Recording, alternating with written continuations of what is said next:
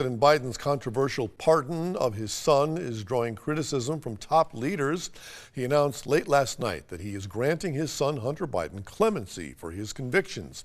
Washington, D.C. correspondent Hannah Brandt explains how that decision is landing. Good evening, Hannah.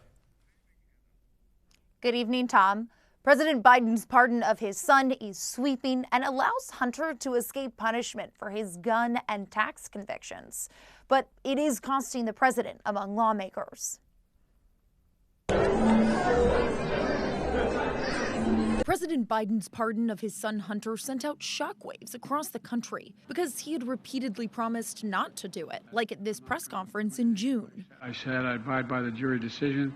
I will do that, and I will not pardon him. The pardon grants Hunter clemency for his conviction on felony gun charges and for his guilty plea on tax charges. He was set to be sentenced in both cases later this month. But White House Press Secretary Karine Jean-Pierre says President Biden decided this weekend that he would issue the pardon. He wrestled with it. He thought about it. In his statement, President Biden says he made the decision because he believes Hunter was treated unfairly for political reasons. They targeted him because his last name was Biden. Republicans immediately slammed the pardon. This is blatant corruption and an abuse of the office.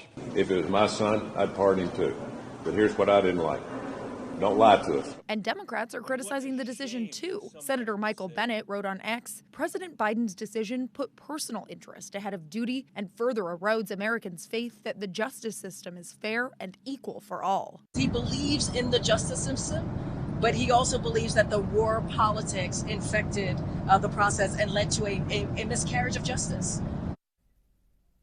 The pardon not only covers Hunter's gun and tax crimes, but also any federal offense that he's committed or accused of from the past 10 years.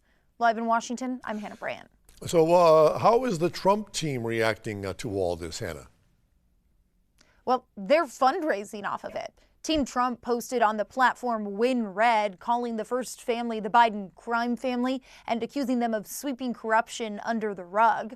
But many people have pointed out that President Trump himself pardoned Charles Kushner, who's the father of his son-in-law, and he also pardoned several of his personal allies when he was in office. Hannah Brandt, nice report. Thank you. Live from Washington with the latest on the Hunter Biden pardon. Thanks again.